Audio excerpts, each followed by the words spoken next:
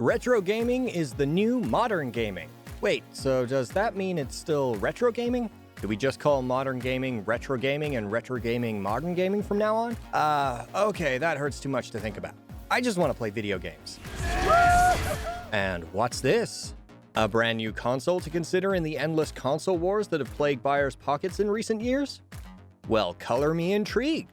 The Atari VCS is hitting the market in spring 2021, and it promises a whole new redesign of an old favorite. But now, loyal viewers, we're left with another big choice.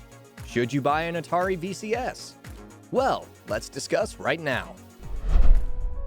Okay guys, for real, without a doubt, the Atari VCS is coming in spring of 2021. I know, you've been burned before, and you've had to wait an incredibly long time for this new console to come out.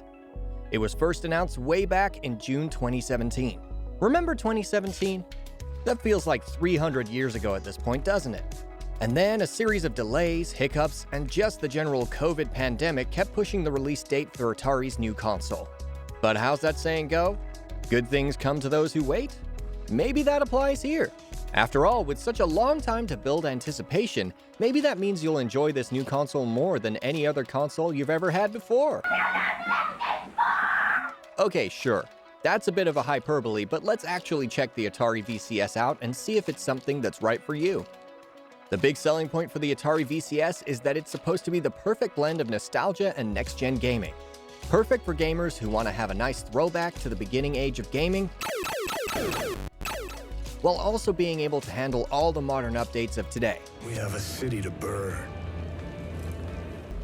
I was a little worried at first that this console would just be a nicer looking Atari 2600, but the company has seemed to really make strides in giving it that old school flair with some major modern upgrades. Let's get some of the familiar stuff out of the way first. To consider the most obvious question, yes, you can access and play the most popular Atari games when you buy the console. That would be pretty lame if that wasn't the case, right? Imagine buying a console then having to pay $4.99 for Frogger. On launch, the console will come with 100 free Atari Classic console and arcade games to satisfy that initial itch. From the looks of it, it seems like there will be new games available as time goes on. But like any console nowadays, new games are going to cost money. I find the controller aspect fascinating. The console comes with two types of controllers. One is an update of the classic joystick. Man, those were fun back in the day. This new version tried to keep the spirit of that joystick intact, while also giving it a sleeker design and much better functionality. Wow all your friends by showing up at the party with your brand new wireless Atari joystick. Okay, maybe don't do that. But for those who want to leave the idea of joysticks back in the 80s and 90s, I'm beginning to get a bit bored with this. or just have gotten so used to modern gaming controllers that you can never go back to joysticks, well, don't fret. The console also comes with a new wireless controller that doesn't look that much different from every other controller that's out there today. And there's the real dilemma. Say you have a friend or sibling or someone you want to play with. The bundle for the device comes with one wireless joystick and one wireless controller, which means someone's going to be modern, while the other person stays in the past. With all that said, which would you choose? Now let's talk about some of the awesome new features the Atari VCS will have that makes it a worthy purchase. Because if it was just a bunch of old Atari games, that probably wouldn't be worth it, right? I mean, I could find Space Invaders online somewhere. I don't need a new piece of hardware that will cost a good chunk of change just to play it. I mean, I love Space Invaders and all, but still. So, what else is there? Well, I think the biggest selling point is how the Atari VCS can basically operate as a fully functioning mini PC. Now, what does that exactly mean? Well, when you're in PC mode, you can install and boot up your own choice of operating system. Right now it supports Windows, a few Linux OSs, as well as some neat ones like SteamOS and Chrome OS. What this basically does is give you a two-in-one type of console that can work as both an Atari gaming unit as well as a PC, where you can access your own computer games to play on whatever monitor or screen you're hooked up to. Man, can you imagine playing Frogger and then casually switching over to a more modern computer game with just a flick of a button? Wild! And of course, like any modern gaming console now, you'll be able to stream videos with their approved apps. So overall, this sounds like a nifty little device. But after all that good stuff, let's now discuss the more problematic things about the Atari VCS.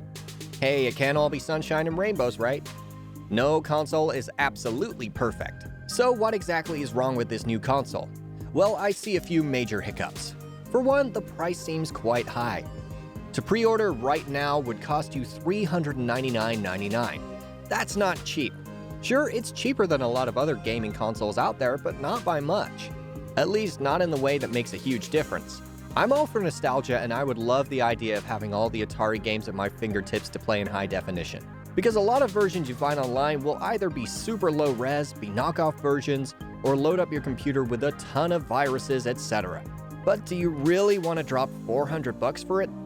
I'm not so sure. And yes, it comes with a few nifty features, but are they the ones that really matter?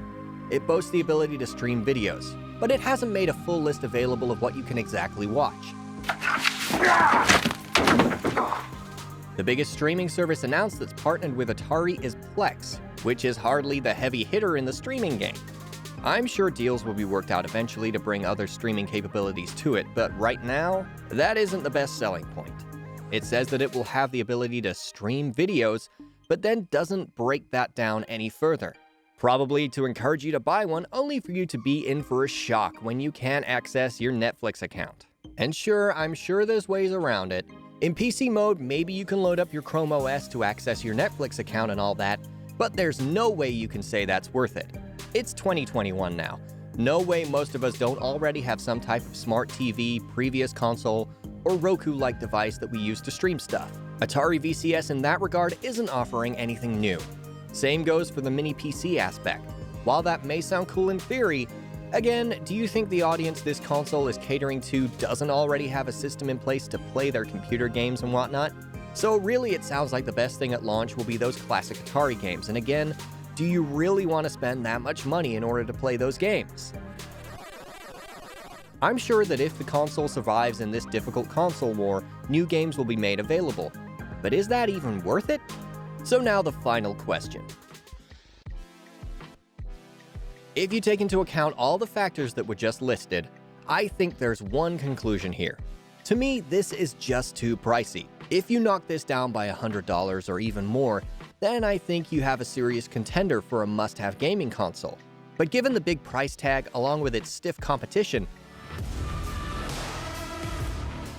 it might make you hesitant to shell out that kind of dough. But that's just my opinion. What do you think? Is the console something you're interested in? Or is it barely a blip on your gaming radar?